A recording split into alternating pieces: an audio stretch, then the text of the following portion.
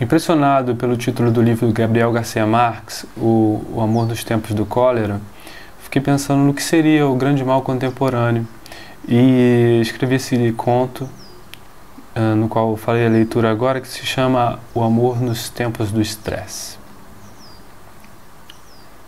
De uma cordura inquebrantável, mal se podia acreditar, por quem a conhecesse, que a tal cena pudesse ocorrer um dia. Que o caleidoscópio luminoso e floral, repleto de nenúfares frescos que provinham do seu olhar, pudesse agora tornar-se tão opaco e monstruoso, talvez até moradia de um vácuo profundo, mergulhado nas mesquinharias do dia a dia, enrodilhando-se em si mesmas, formando o grande bolo fecal do estresse, que não provia nenhum efeito óptico prazeroso.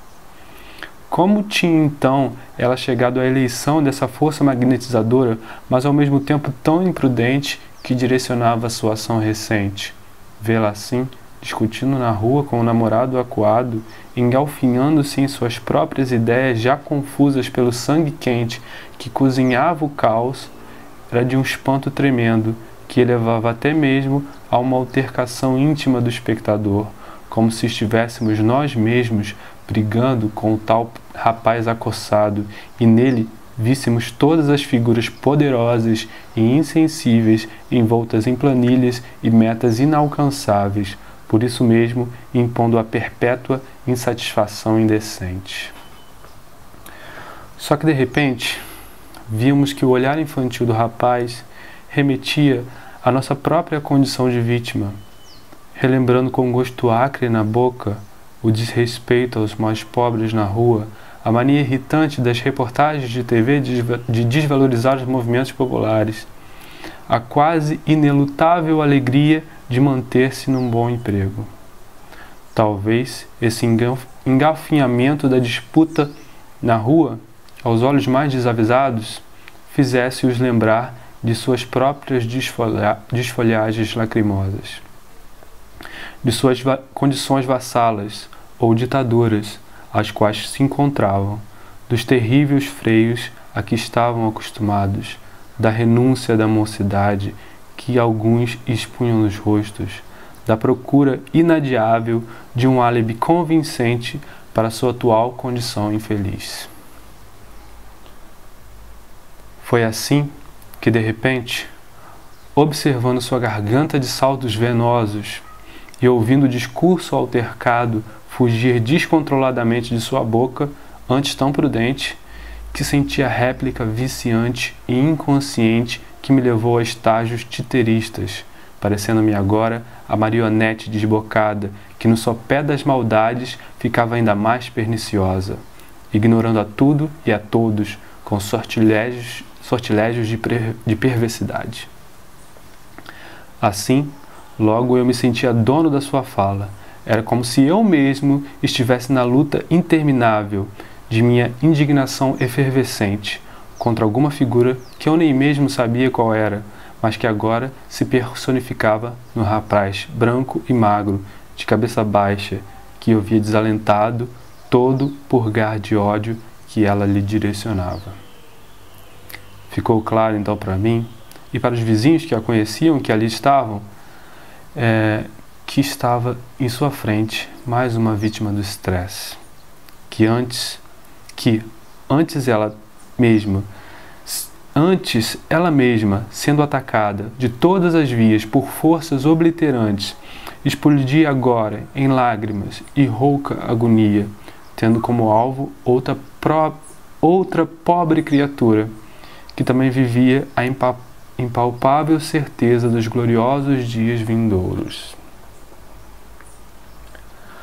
Aos poucos, a confusão começou a perder força. Mais pela aceitação corajosa do garoto às palavras de sua interlocutora. De alguma forma, ele aceitava tudo aquilo, por também sentir-se algoz e vítima incurável. Algo em seu interior tinha mesmo jeito de incontrolável, uma súbita incapacidade de pensamento lhe aparecia nos momentos mais intensos. Ninguém, na verdade, sabia do que se tratava toda aquela discussão. Alguns falavam de traição, outros de crimes crises de namoro, outros apenas reduziam a sua opinião à grande desilusão inevitável do tempo. Eu, ao longe, também não sabia do que se tratava, mesmo tendo ouvido algumas palavras soltas de decepção. Por fim, os ânimos se acalmaram. Foram embora, silenciosos, e não ouviram condolências no caminho. Os vi outras vezes, mas outra matiz tinha-lhes incutido nas mãos dadas.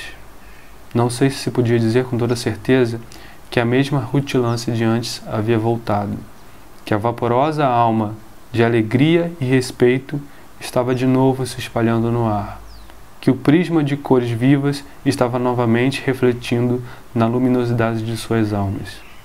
Ele, que antes eu mal conhecia, tornou-se mais quieto. Apesar da absolvição aparente, malgrado os danos que tinha citado, dos quais ainda nem sei a respeito. Só sei que os sorrisos antes tão largos dela estavam agora estreitos, que as preocupações antes tão pequenas se engrandeciam, como que infladas silenciosamente, que o bojo da convivência estava agora sob o domínio do grande mal contemporâneo que se chama estresse. O que os perturbava tomou-lhe das mãos os alvéolos de mel que pareciam sorver ilimitadamente. As corolas que antes se pareciam em suas cabeças santas evaporaram-se e logo se pareciam como qualquer casal desses que se vê pelas ruas, trocando farpas e culpando o outro pelo medo de lutar por algo especial. Tampouco a vida mostrava outra direção. Era fixa e não mais prismática. Era composta novamente de atrativos apenas passageiros e desejos não mais enveredáveis. E na fixidez de sua mágoa não percebiam, ela e ele, que mudar de direção não era descontinuar o caminho.